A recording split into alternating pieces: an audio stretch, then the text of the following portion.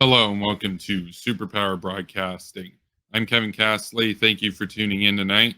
I just wrapped up an interview with Politically Provoked very recently this evening, and that interview should be out at some point in the coming week over on their channel. So be sure to check that out.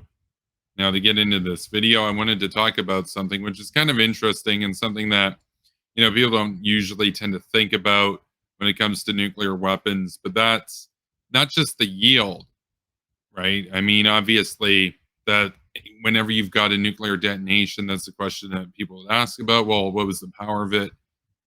How much energy was released? The yield's usually given in kilotons, or in the case of higher yield weapons, megatons, right? So 1,000 tons equivalent to TNT, or 1,000,000 tons equivalent to TNT, in the case of a megaton. Now, 76 years ago today, the B-29 bomber boxcar dropped the Fatman device on Nagasaki, and that yielded approximately 21 kilotons of TNT. Now, there's obviously a lot of debate, a lot of historical revisionism, unfortunately, in the discourse around the ethics and to the degree to which that bombing was justified. I talked about this in a recent video asking, was the nuclear attack on Hiroshima and Nagasaki justified?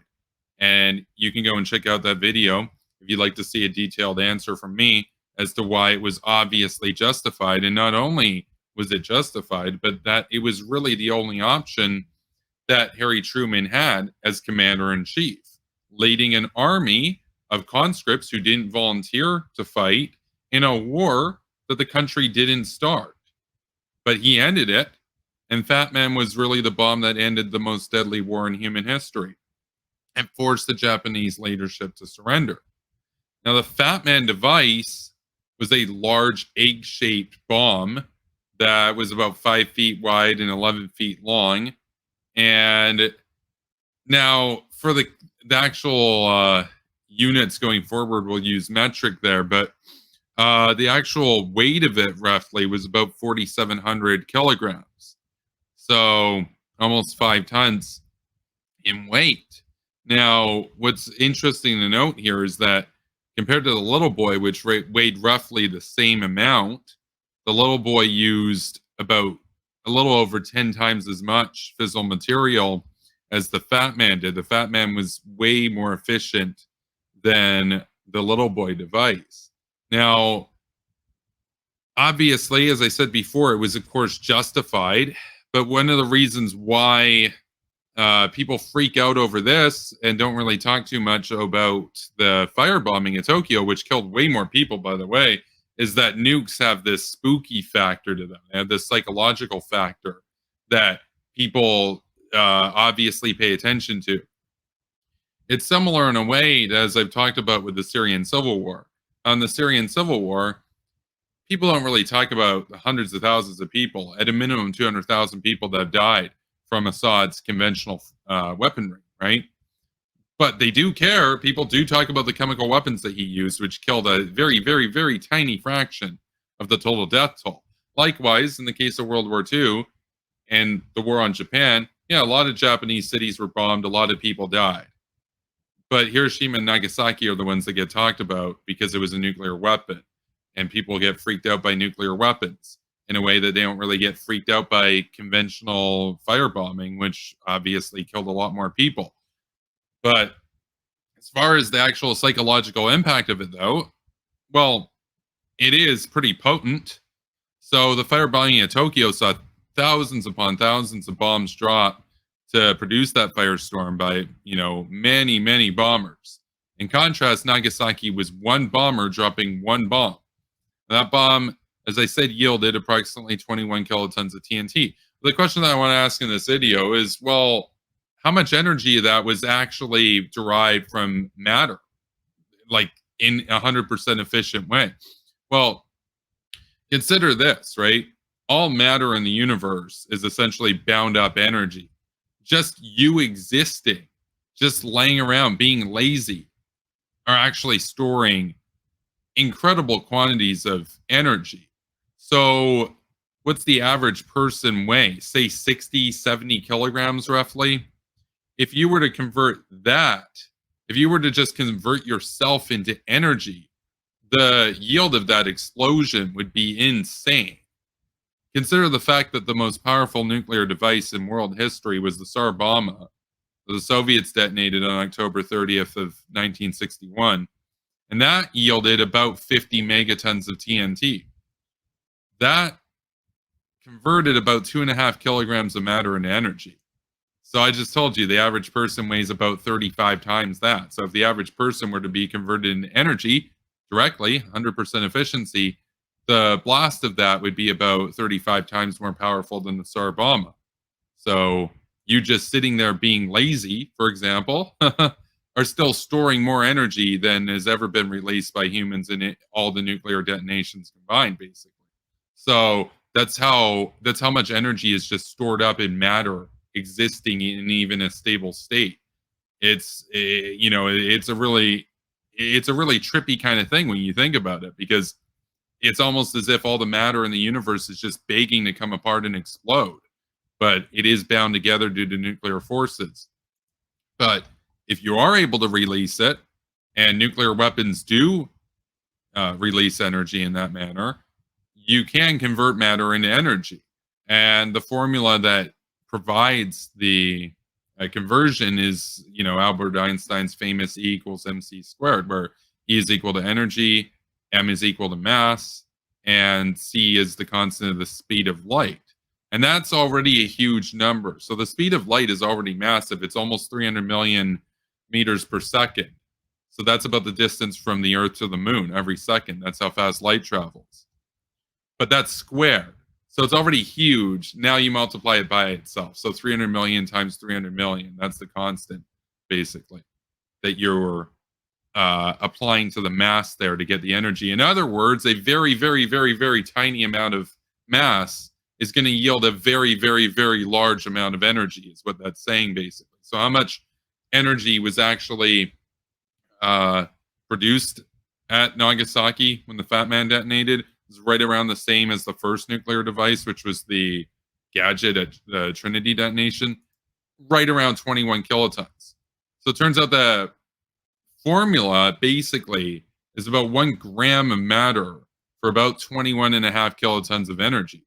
In other words, all the weight of that bomb, all the mass of that bomb, all worked together to basically get about 1 gram, just slightly under 1 gram of matter to convert into energy. And that was just gone. Like, it literally doesn't exist anymore. Now it's still conserved. It's dissipated as light and heat and thermal effects, and it still exists in the system of the universe, but it doesn't exist as mass anymore, right? It's as energy, basically. And so the energy that was dissipated, it's actually an incredibly large amount of energy for, like I said, a very small amount of matter. So that means that basically almost all of the bomb itself was, not particularly used in terms of the energy production. It was just to get the core in the center of it, which was about 6 kilograms of plutonium to fission, and only about a sixth of that fission, only about a kilogram of plutonium actually partook in the reaction. So that means is you got 1 gram of matter being directly converted into energy from 1 kilogram of plutonium. So what's that? That's about 1 out of 1,000 in terms of the mass that actually partook in the reaction in total that was basically burned off as energy. So in other words, almost all the matter that went into that device was still in the form of mass after it. It's just, spread about, obviously, in the fireball. So I think it's interesting. I think that a lot of people are aware of the meme of E equals MC squared. It's like, oh yeah, that's like physics and stuff. That's just like, that's what smart people say or whatever. It's like, oh yeah, you get like those shirts for kids, like E equals MC squared or whatever. But actually stop and think about what it means for a second. It's the conversion of matter into energy, and it doesn't even matter what it is. It doesn't matter if it's plutonium. Doesn't matter if it's a ham sandwich or whatever. Any matter converted into energy is going to yield a very large amount of energy. But a nuclear reaction is a good way to get it to do it, because a ham sandwich isn't just going to randomly, uh, you know, dissipate into energy. That doesn't really tend to happen in the universe. But getting a ton of charges together to compress a plutonium ball to half its dimension and get it to go supercritical, that's a good way to get matter to convert into energy.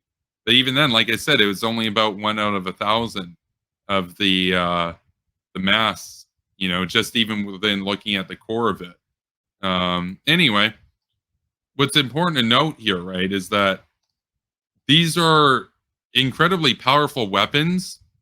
I'm going to close here by saying that people that will propose to you that the way to get a more secure and stable and peaceful world is to have basically the Oprah meme, as I talk about when it comes to defensive realism, for example, the meme that you get nukes, everybody gets nukes. If we had every country in the world get nukes, then they wouldn't attack each other. They'd all be secure because war would be too costly. That's not true. There would just be a lot more wars that were nuclear that if that happened, unfortunately.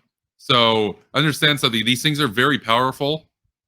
The physics around nuclear weapons, very powerful stuff. And I don't want North Korea to have this stuff. They already do, and that's a problem that has to be dealt with. But we can make sure that Iran doesn't get this stuff. We can make sure that Iran doesn't get it, because think about this. Even if Iran gets a very crude fission device, a crude fission gun type device that's nowhere near efficient. I mean, I told you Hiroshima was about 10 times the mass of fissile material as the Fatman. And yet, what did Hiroshima produce? What did the yield at Little Boy produce? It was 12 to 15 kilotons. It wasn't even as powerful as Fatman that used 1/10 the fissile material. But that's how much more efficient the implosion system was that they used there. The thing is, with the Little Boy device, right? We'll close by saying this. That's something that Iran could get. It's something that Iran might already have. And even though it's very inefficient, and even though it's very rudimentary and very crude, it still wiped out a large portion of a city and converted tens of thousands of people into vapor in the first few fractions of a second, right? So even a small, low-yield nuclear device, even a primitive nuclear device, is something that we cannot let terrorists get their hands on. And something that we can't stand to allow rogue regimes like North Korea to have. It's bad enough that Russia and China were already allowed to get them, and nobody tried to stop them first. Because, as I've said, Operation Unthinkable should have gone underway. We'd have world peace right now, and America would be the only country with nukes, maybe the UK, but the world would be at peace right now, and democratic and capitalist and liberal. So this energy is very powerful. It always should have only been harnessed by the democratic world. The fact that continents of slavery, that the forces of darkness, that fascist Russia, communist China, North Korea, Iran, and so on have this type of technology is very depressing, and it can't stand in the long run, because we can never have world peace as long as dictators have nuclear weapons. So thank you for tuning in. If you want to support what I do, check me out over on Ko-Fi, PayPal, and Patreon. The links are in the description below, and you can check out the interview that I did over on Politically Provoked once that goes live within the next few days. So I will see you in the next video. Take care, everybody, and stay based.